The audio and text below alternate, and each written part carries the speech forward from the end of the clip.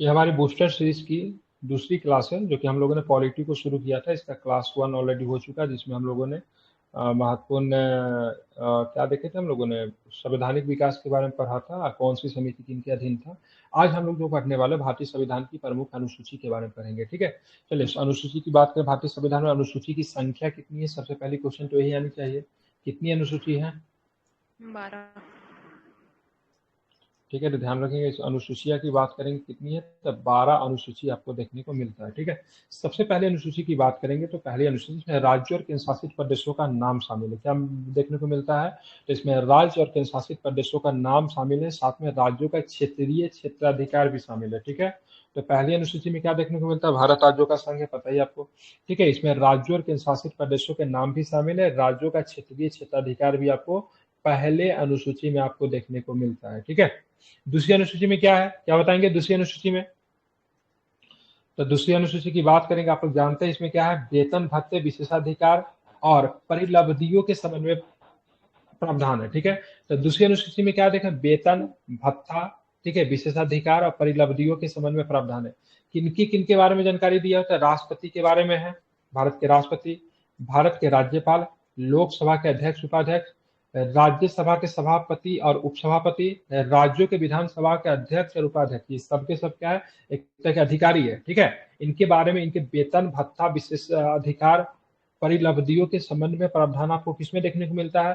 तो second schedule में आपको देखने को मिलता है। भारत के राष्ट्रपति के वेतन के संबंधी जानकारी आपको किसमें देखने को मिलेगा? तो सेकेंड शेड्यूल में। क्या बताएंगे? तो सेकेंड शेड्यूल में आपको ये जानकारी आपको देखने को मिलती है। ठीक है, साथ में क्या मिलेंगे? तो राज्यों के विधान परिषदों और सभापति उपसभापति, राज्यों के विधान परिषदों के सभापति उपसभापति के बारे में भी, उच्चतम न्यायालय के न्यायाधीश के बारे में, उच्च न्यायालय के न्यायाधीश के बारे में, साथ में कैग, ठीक है, controller and auditor general of India, ठीक है, कैग के बारे में जानकारी देखने को मिलती है। ठीक है, दूसरे अनुसूची में किसके बारे में नहीं देखने को मिलता है?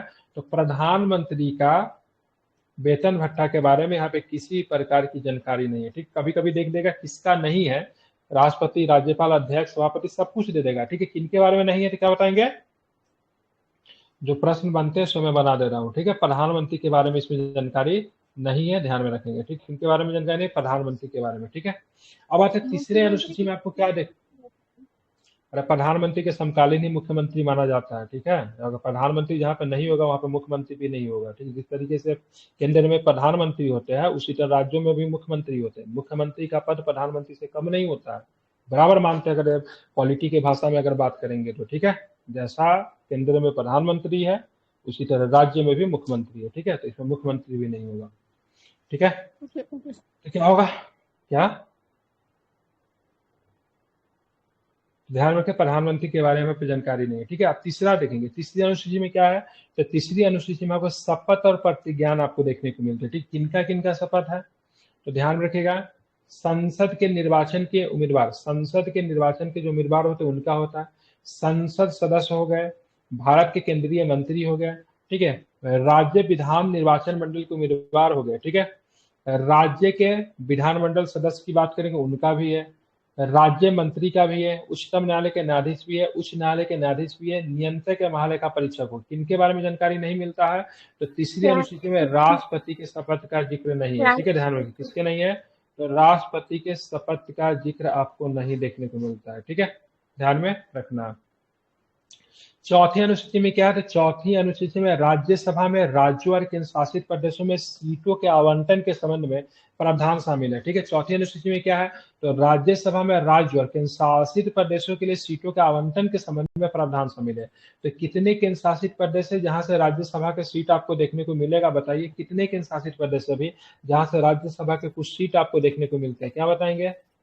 ठीक है, एक तो आपको दिल्ली हो जाएगा। ठीक है, दिल्ली में कितने सीट है? दिल्ली में राज्यसभा के 3 सीट है। ठीक है, अब आते हैं 3, अब आएंगे पुडुचेरी। ठीक है, पुडुचेरी में राज्यसभा के 1 सीट है। ठीक है, और एक जो राज्य और जो बनेगा जम्मू कश्मीर बनेगा। ठीक है, ध्यान में, जम्मू कश्मीर में भी आई थिंक वहां पर भी शायद 3 सीट होने वाला है। ठीक है, एक बार चेक कर लीजिएगा। ठीक है, ये रहने वाली है। ठीक है, बाकी बात करेंगे सबसे अधिक राज्यसभा की सीट कहाँ पे है, तो क्या बताएंगे? किस राज्य में राज्यसभा की सीट सर्वाधिक है? उत्तर प्रदेश। कितने सीट है उत्तर प्रदेश में? उत्तर प्रदेश कितनी सीट है?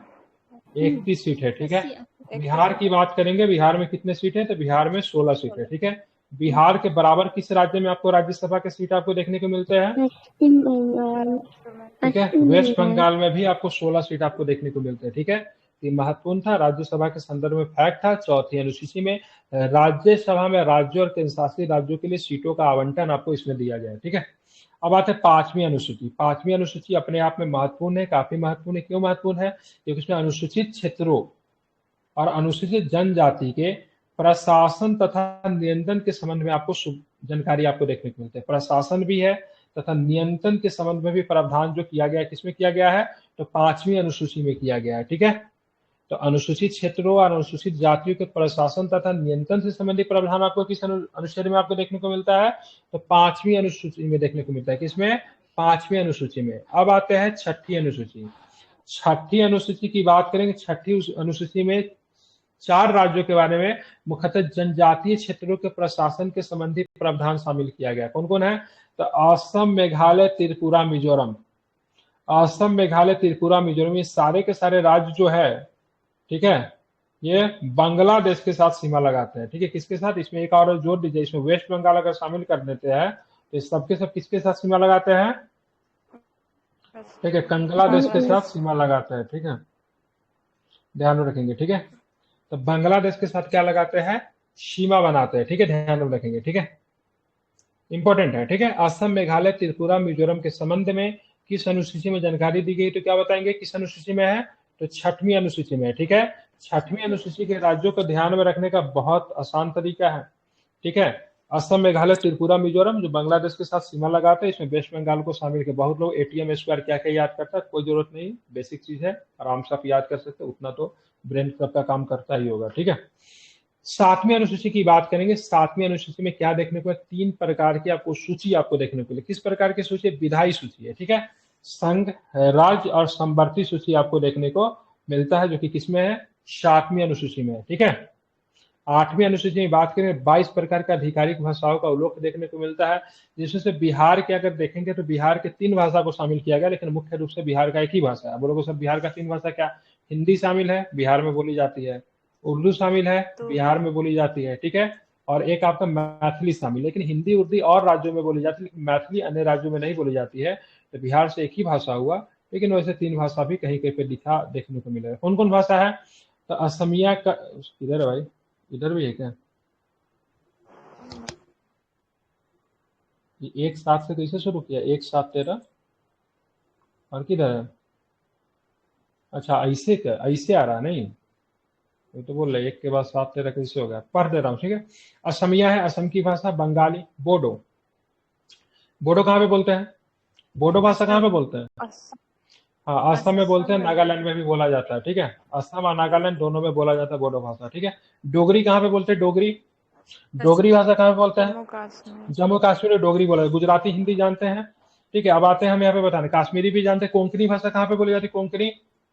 ठीक है, ठीक है, गोवा में और महाराष्ट्र में। ठीक है, मलयालम केरल में, मणिपुरी जानते हैं, कन्नड़ कर्नाटक में। ठीक है, नेपाली आप लोग जानते हैं, नॉर्थ ईस्ट में बोला जाता है, ध्यान रखें।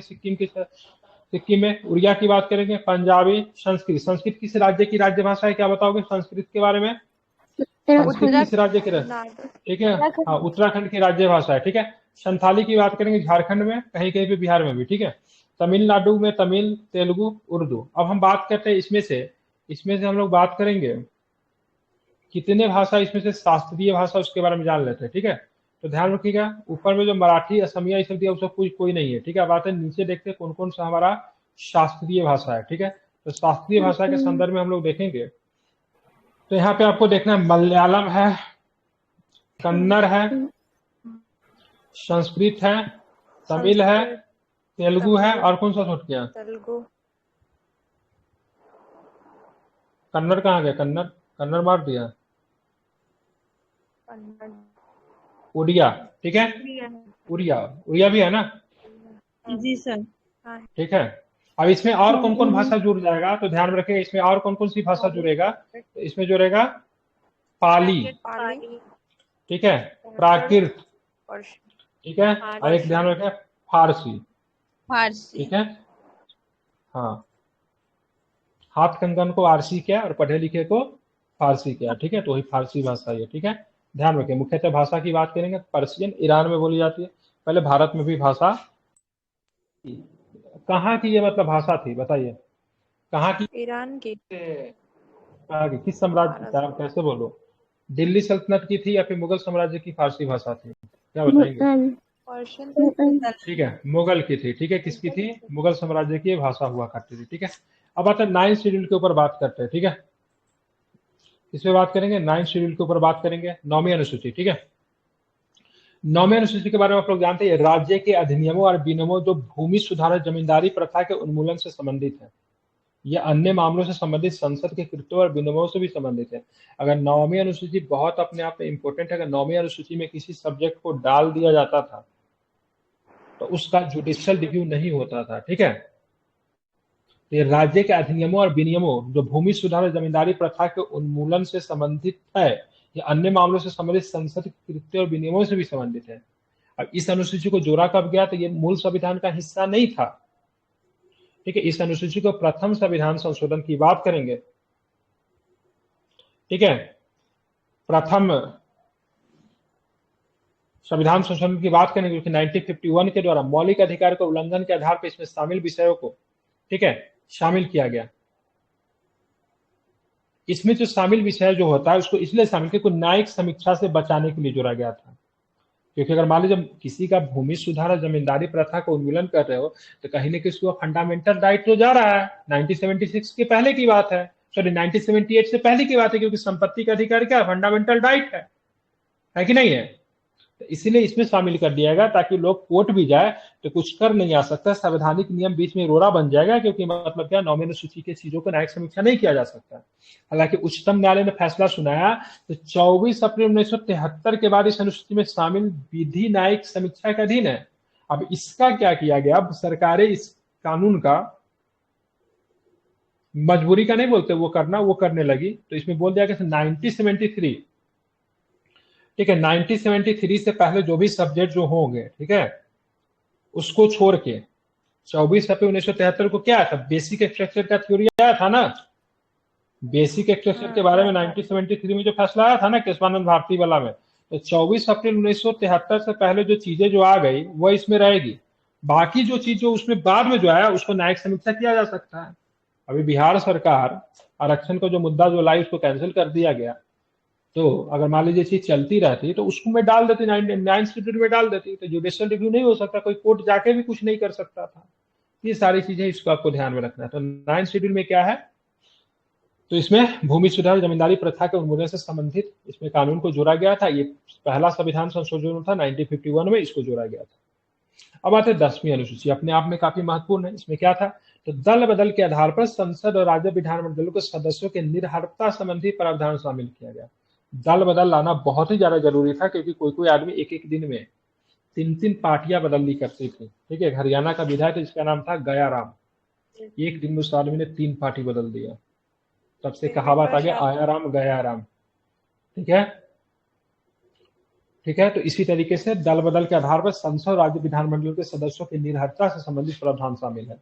लेकिन दल बदल के संबंधी जो फैसला जो होगा, आखिरी फैसला किसका होगा, दल बदल से संबंधित फैसला कौन करेगा, राष्ट्रपति करेगा, सुप्रीम कोर्ट करेगा, प्रधानमंत्री करेंगे, कि संसद में सभी के निर्णय से लिया जाएगा, स्पीकर करेंगे, ठीक है। तो लोकसभा स्पीकर के पास क्या होता है, एकाधिकार होता है दल विदल के संबंधी चीजों को लेकर, ठीक है। इसीलिए अभी देखेंगे, अभी हाल फिलहाल में जब बीजेपी की जब गठबंधन की सरकार जब बनी है तो स्पीकर का पद सब पार्टी अपने पास रखना चाह रही थी, छोटे छोटे पार्टी, टीडीपी बोल रही थी मेरा स्पीकर रहेगा, कोई तो बना भी नहीं हालांकि, ठीक है, जदयू बोले तो मेरा स्पीकर बनेगा, क्योंकि जब भी गठबंधन की सरकार बनती है तो उसमें स्पीकर की भूमिका बहुत अधिक इंपॉर्टेंट हो जाती है, क्योंकि जो बड़ा पार्टी जो रहती है वो गठबंधन के छोटे पार्टी को अपने में मिलाने के लिए जब कोशिश करती है तो वहाँ पे स्पीकर का रोल निकल कर आता है। अगर स्पीकर अगर किसी दूसरे पार्टी का है तो उसका बड़ा इंपॉर्टेंट रोल हो जाता है, क्योंकि दल बदल लगेगा कि नहीं लेगा, निर्णय कौन लेगा, स्पीकर लेगा। स्पीकर किसी भी पार्टी का नहीं होता है, बजाब्ते के साथ स्पीकर बनते उस पार्टी से क्या करना चाहिए, उसको इस्तीफा दे देना चाहिए। जैसे कि नीलम संजीव रेड्डी साहब ने जब स्पीकर बना था तो उन्होंने कांग्रेस पार्टी से इस्तीफा दे दी थी, ठीक है। हालांकि अब तो लोग ऐसा नहीं करते, ठीक है। तो 52वें संविधान संशोधन के द्वारा 1985 में जोड़ा गया, राजीव गांधी की सरकार थी, इसको एंटी डिफेक्शन लॉ कहते हैं, ठीक है। मतलब दल बदल विरोधी कानून के रूप में इसको जाना जाता है। ठीक है, अब आते हैं 11वें से। ये देखिएगा 8वीं अनुसूची, संविधान के मूल संविधान में अनुसूची कितनी थी? मूल संविधान में कितने? 8 थी। 14 बोलने वाले को तो आपके लिए तो प्राइज उराइज हमको घोषणा करना पड़ेगा। ठीक है, चलिए ध्यान से प्रश्न का उत्तर दे, भावना में व्यक्त होकर कुछ भी अनाप शनाप नहीं बोलना है। ठीक है, पीसीएस की तैयारी करते हैं तो लक्षण भी दिखना चाहिए। ठीक है, अब चलेंगे 9वीं अनुसूची। 9वीं अनुसूची को 1951 में शामिल किया गया। 10वीं अनुसूची को 1985 में शामिल किया गया। अब आते हैं 11वीं अनुसूची, इसको भी बाद में शामिल किया गया। कब शामिल किया 11वीं अनुसूची को? 1990। ठीक है, 1992 में। ठीक है, ध्यान रखें 11वीं को भी 12वीं को भी। ठीक है, क्या सब इसमें है? तो पंचायत की शक्तियों, अधिकार और जिम्मेदारियों को निर्दिष्ट करते हैं इसमें। अब पंचायत के बारे में प्रावधान, मतलब पंचायत को एक तरह से देखेंगे, पंचायती राज, पंचायती राज तो पहले से मतलब ये सब कुछ शामिल था, लेकिन बाद में जाके आप देखोगे तो मुख्यतः इनको कानूनन अधिकार कब मिला, इनको लीगल राइट्स कब मिला, तो 1992 में मिला। अब पंचायत में विषयों की संख्या की बात की, कितने विषय शामिल है? तो 29 विषय आपको शामिल इसमें देखने को मिलते हैं। ठीक है, अब आते 12वीं अनुसूची की बात करेंगे। तो नगर पालिकाओं की शक्ति, प्राधिकार और जिम्मेदारी को निर्दिष्ट करता है। यहाँ पे 29 विषय थे, 2 9 जा 18, यहाँ पे कितने विषय हो जाएंगे? 18 विषय यहाँ पे आपको देखने को मिलेंगे। ठीक है, ये जो था आपका संक्षेप में आपने पढ़ा, अनुसूची के बारे में पढ़ा, इतना ही प्रश्न पूछा जाता है। ये हमारा बूस्टर सीरीज और इसको टू द पॉइंट चीजों को कंप्लीट कराने के लिए, ठीक है, इसको रखा गया। 7 से 8 दिन में हम लोग क्या करते हैं, एक वीडियो को समाप्त कर देते हैं और शुरू ही हुआ। आज हमारी दूसरी क्लास ही थी, जिनका छूटा हुआ है, एक क्लास ऑलरेडी पीछे हुआ है, तो इस सीरीज को सभी लोग आदमी अच्छे से कंप्लीट कर लेंगे। ठीक है, अब आते हैं, देखिए हमारे देश का जो संविधान जब बन रहा था, तो हमारे जो संविधानविद जो थे, हमारे स्कॉलर जो थे, विभिन्न देशों का उन्होंने यात्रा किया। ठीक है, विभिन्न देशों की यात्रा किया, वहां जाके वहां के संविधानविद से मिले, वहां के संविधान को समझा, बहुत सारे संविधान का अध्ययन किया गया, लगभग 60 देशों के संविधान का अध्ययन किया गया और उस संविधान की जो सबसे बढ़िया चीजें जो थी उसको शामिल किया गया। ठीक है, ताकि हमारा संविधान बेहतर और सबसे समृद्ध संविधान बन सके। ठीक है, तो ये कहना से हमारा संविधान किसी अन्य देश के संविधान से कॉपी किया हुआ है तो बिल्कुल गलत होगा। हमारा संविधान हमारे तरह का संविधान, अगर हमने फंडामेंटल राइट को भी लिया है तो हमने अपने शर्तों पे लिया है, फंडामेंटल ड्यूटीज को भी लिया तो हमने अपने शर्तों पे लिया है। ठीक है, हमारे यहाँ मजबूत केंद्र है तो बिल्कुल है, लेकिन उसमें भी कुछ शर्त है। तो हमने रॉ मटेरियल तो कहीं से लिया है, लेकिन हमने उसको अपने तरह का बनाया। ऐसा नहीं कि सीधे उठाया और कॉपी पेस्ट। हमारा संविधान नहीं है। संविधान पे गहन अध्ययन, 114 दिन की बैठक हो रखी है, 3 साल के आसपास समय लगा है, तब जाकर संविधान बनकर तैयार हुआ है। ठीक है, तो सबसे पहले देखेंगे ऑस्ट्रेलिया। ऑस्ट्रेलिया से क्या लिया गया? तो समवर्ती सूची लिया गया, ध्यान में इसको रखेंगे। उसके बाद क्या है, तो व्यापार, वाणिज्य और समागमन की स्वतंत्रता की बात करेंगे। ये भी आपको कहां से लिया गया है? ऑस्ट्रेलिया से लिया। पूछा जाता है व्यापार, वाणिज्य और समागमन की स्वतंत्रता कहां से लिया गया? ऑस्ट्रेलिया से। संसद की दोनों सदनों की संयुक्त बैठक होती है, जो कि अनुच्छेद 108 में है। ठीक है, ये भी कहां से लिया गया? ऑस्ट्रेलिया से लिया गया। ठीक है, ध्यान में रखना है। ठीक है, तो ये ट्रेविस से डाउट नहीं होगा क्या? ठीक है, तो ध्यान में इसको रखना है। ठीक है, तो संसद के दोनों सदनों की संयुक्त की बैठक कहां से लिया गया? तो ये भी आपको ध्यान रखना है, ऑस्ट्रेलिया से लिया गया। अब आते कनाडा। कनाडा के बाद एक मजबूत केंद्र के साथ, एक सशक्त मजबूत केंद्र के साथ संघ। हमारे यहाँ ध्यान में रखेंगे, हमारे यहाँ क्या है, संघ बहुत ज्यादा मजबूत है। ठीक है, केंद्र हमारे यहाँ बहुत मजबूत है, ध्यान में रखिएगा। और अगर बात करेंगे अमेरिका वगैरह में, तो राज्य बहुत अधिक मजबूत होता है, न कि केंद्र होता है। अपशिष्ट शक्ति हमारे यहाँ केंद्र में नहीं होती, अमेरिका में अपशिष्ट शक्तियां राज्य में नहीं होती। आप बोलोगे सर अपशिष्ट शक्तियां क्या होती है? तो अपशिष्ट शक्ति एक प्रकार के कानून बनाने की शक्ति होती है। ठीक है, मान लीजिए कोई ऐसा सब्जेक्ट जो कि राज्य सूची में भी नहीं है, संघ सूची में नहीं है, समवर्ती सूची में नहीं है, तो उस पर कानून कौन बनाएगा? तो अमेरिका में उस पर कानून बनाने का अधिकार राज्यों को होता है, लेकिन भारत में उस पर कानून बनाने का अधिकार किसे होता है? तो केंद्र को होता है। केंद्र के द्वारा राज्य के राज्यपालों की नियुक्ति की बात करेंगे तो ये आपको कहां से लिया गया? ये कनाडा से लिया गया है। ये केंद्र के द्वारा राज्य के जो राज्यपाल को जो नियुक्ति करेंगे, इससे कौन सा सख्त होगा? राज्य तो कमजोर हो रहे हैं ना, क्योंकि राज्य के ऊपर आप एक तरह के कस्टोडियन आप बैठा रहे हो, गार्जियन आप बैठा रहे हो।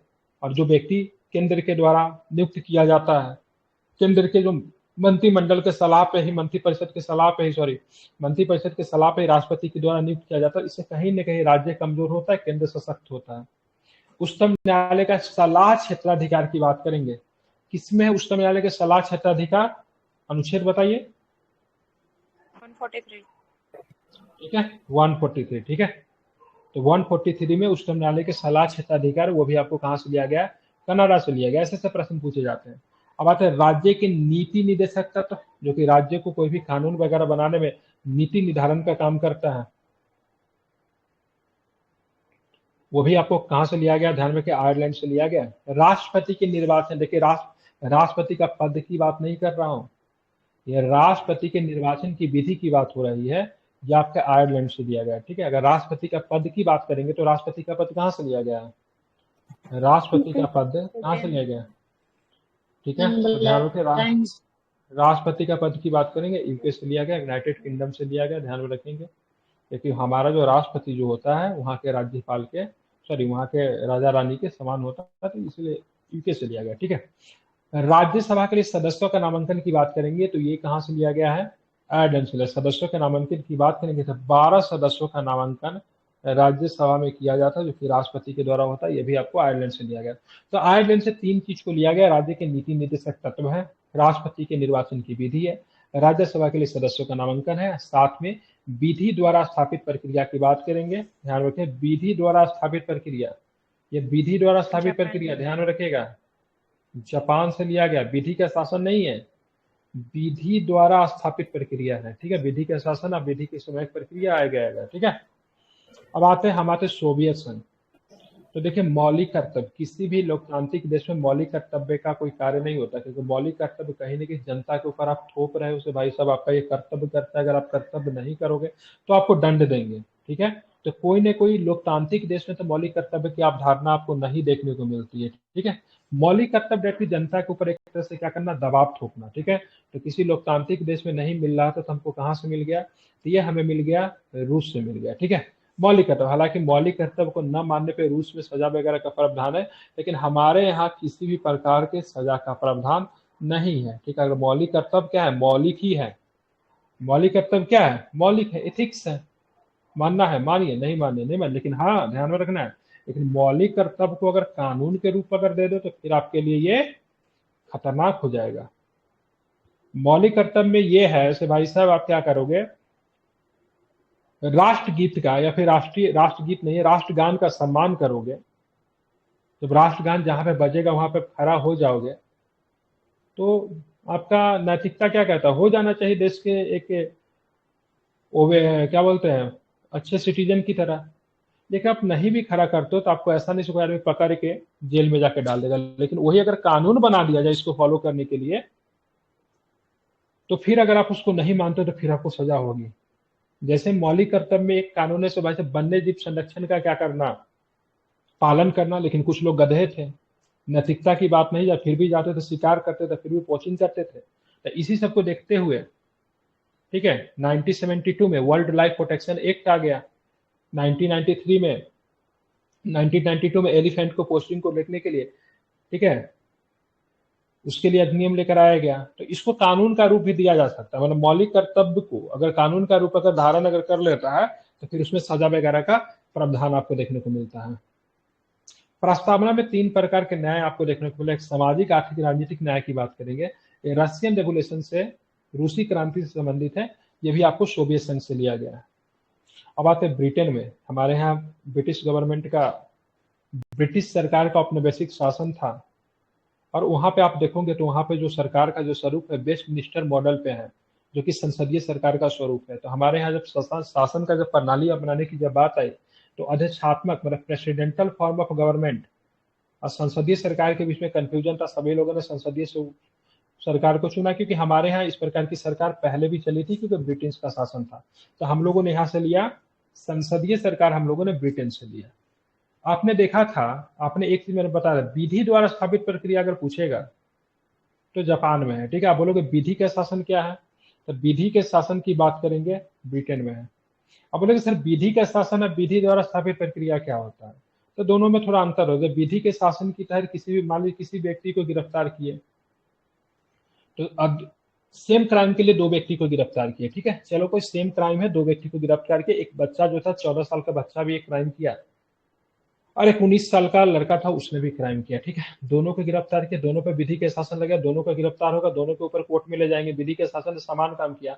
लेकिन यहाँ पे विधि के द्वारा स्थापित प्रक्रिया दोनों पे अलग अलग काम करने लगेगा, ठीक है। ये 14 साल का बच्चा है, ये जुबलाइन कोर्ट में जाएगा, इसकी सजा मैक्सिमम 6 महीना से ज्यादा का नहीं हो सकती। जो 19 साल का बच्चा है, मतलब क्या ये अडल्ट है, इसके ऊपर सजा अलग से काम करेगा। ये विधि के द्वारा स्थापित प्रक्रिया थोड़ा अलग ढंग से काम करता है। तो हमारे ये विधि का शासन है, विधि द्वारा स्थापित प्रक्रिया है, और विधायी प्रक्रिया भी है, ठीक है।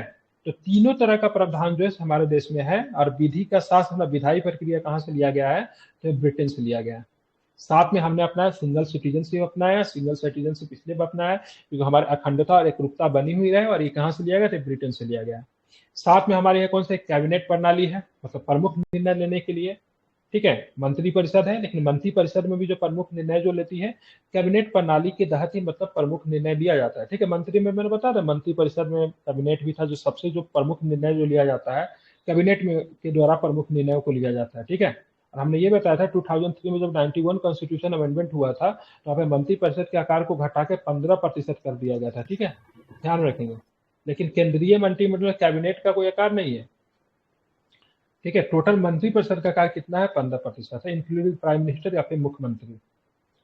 विशेषाधिकार की बात है, रीट की बात है, विशेषाधिकार रीट कहाँ से लिया गया, तो ये भी आपको ब्रिटेन से लिया गया है। कहाँ से लिया गया रीट, 5 प्रकार के रीट जो होते हैं ब्रिटेन से लिया गया है। संसदीय विशेषाधिकार की बात करें, ये भी आपको ब्रिटेन से लिया गया है। द्विसदन की बात करेंगे, द्विसदात्मक व्यवस्था कहाँ से लिया गया, तो भी आपको ब्रिटेन से लिया गया द्विसदात्मक व्यवस्था। ब्रिटेन में भी 2 हाउस होते हैं, हाउस ऑफ लॉर्ड्स होता है, हाउस ऑफ कॉमन्स होता है। हमारे यहाँ हाउस ऑफ लॉर्ड्स के बराबर में राज्यसभा है, हाउस ऑफ कॉमन्स के बराबर की बात करेंगे तो हमारे यहाँ लोकसभा आपको देखने को मिलता है। अब आता है हमारे देश में संयुक्त राज्य अमेरिका के संविधान का भी बहुत असर पड़ा था, क्योंकि सबसे पहले बनने वाले लिखित संविधान में से एक संविधान संयुक्त राज्य अमेरिका का, वहां से हमने मौलिक अधिकार को अपनाया। संयुक्त राज्य अमेरिका अपने देश में नागरिकों को बहुत अधिकार देकर रखता है, ठीक है। तो पहला ऐसा देश है जो कि मौलिक अधिकार की बात करता है। न्यायपालिका की स्वतंत्रता है, वहां पे न्यायिक समीक्षा है, ठीक है। मतलब न्यायालय अपने निर्णय को फिर से न्यायिक समीक्षा किया जा सकता, मतलब कर सकते हैं। या फिर मान लो किसी प्रकार कोई कानून अगर बन जाता है, तो ऐसा नहीं से कानून बनने के बाद वो मतलब अजय हो गया, ठीक है, उसकी न्यायिक समीक्षा की जा सकती है। अगर कानून अप टू डेट अगर मतलब अप टू चीजों पे नहीं निकलती है, तो उसको मतलब हटाने का भी मतलब क्या है, प्रावधान हो सकता है, ठीक है। तो ध्यान रखें, न्यायिक समीक्षा की बात करें कहाँ से लिया गया है, तो अमेरिका से। राष्ट्रपति पे महाभियोग भी लगाएंगे, इम्पीचमेंट भी लगाएंगे, भी अमेरिका से। उच्चतम न्यायालय, उच्च न्यायालय के न्यायाधीशों को हटाया जाना, ठीक है, ध्यान रखिए, वो बहुत इंपॉर्टेंट है। उच्चतम न्यायालय और उच्च न्यायालय को न्यायाधीश को हटाए जाने का प्रावधान की बात करेंगे, तो ये भी कहाँ से लिया गया, तो ये भी आपको ध्यान में रखना है, ये भी आपको अमेरिका से लिया गया। साथ में, ठीक है, उपराष्ट्रपति का पद, राष्ट्रपति का पद नहीं, राष्ट्रपति के पद की बात करेंगे, तो राष्ट्रपति के पद मैंने आपको बताया था, ये ब्रिटेन के संविधान से, सॉरी ब्रिटेन से प्रेरित है, ठीक है, यूके कहेंगे।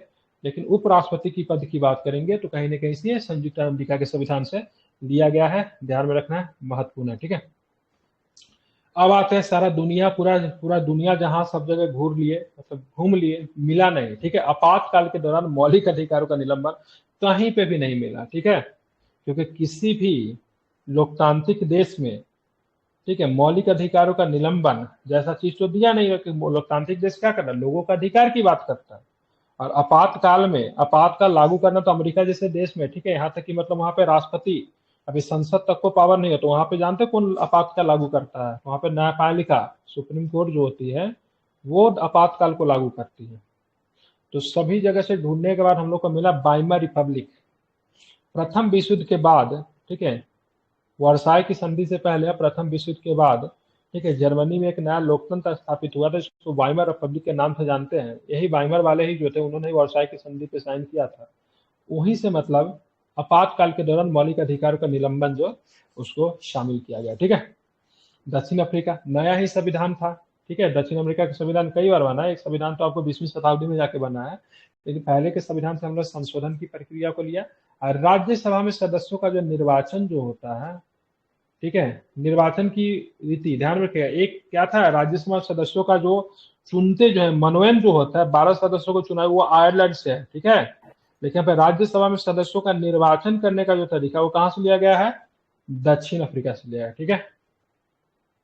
अब आते फ्रांस चलते हैं। फ्रांस से भी हमने कुछ चीज को उठाया है, वहां से हम लोग ने गणतंत्र क्या लिया है, हम लोग गणतंत्र को, रिपब्लिक, साथ में प्रस्तावना में 3 प्रकार के आदर्श आपको देखने को मिलता है। स्वतंत्रता, समानता और बंधुत्व का आदर्श की बात करेंगे तो फ्रेंच रेवोल्यूशन से, ठीक है, फ्रेंच रेवोल्यूशन से प्रेरित है, तो वहां से हम लोगों ने अपने संविधान में इसको डाला। अब आते हैं जो हमारे संविधान में सबसे ज्यादा जो असर आपको देखने को मिलता है, तो 1935 यहाँ से लगभग 80% चीजों का मतलब यहाँ से हूबहू या फिर थोड़ा बहुत परिवर्तन के साथ हमारे संविधान में शामिल किया गया है, ठीक है, जिसमें संघीय योजना शामिल है, राज्यपाल का कार्यालय शामिल है, न्यायपालिका शामिल है, लोकसभा आयोग शामिल है, आपातकालीन प्रावधान शामिल है, ठीक है। ध्यान में रखिएगा, 2 चीज को बहुत हमेशा ध्यान में, अगर पूछेगा आपातकाल के दौरान, ठीक है, मौलिक अधिकार का निलंबन कहां से लिया गया, तो क्या बताएंगे, जर्मनी, ठीक है, जर्मनी के से, लेकिन आपातकाल नहीं लिया गया जर्मनी से। 1935 के एक्ट से आपातकाल को, अगर इमरजेंसी लगता है 352, 356 जो भी लगेगा, 352 स्पेशली वो 1935 के एक्ट में है। अगर लेकिन आपातकाल जब लग जाएगा, 352 लग जाएगा, कौन सा मौलिक अधिकार को जीवित रखना है, कौन सा मौलिक अधिकार को समाप्त करना है, वो लिया गया है जर्मनी के वाइमर रिपब्लिक से, ठीक है। साथ में प्रशासनिक विवरण की बात करेंगे तो ये भी आपको ध्यान में रखना है, ये भी आपको 1935 के एक्ट से ही आपको देखने को मिलता है, ठीक है। तो प्रस्तावना थोड़ा बड़ा है, तो कल के क्लास में प्रस्तावना वगैरह पढ़ाऊंगा, साथ में जितने भी है, ठीक है, पढ़ा दूंगा, ठीक है। तो कल के क्लास में आप लोग प्रस्तावना के लिए तैयार रहना, यहाँ से आप लोग पढ़ कर आना, कल के क्लास में हम लोग प्रस्तावना देखेंगे, ठीक है।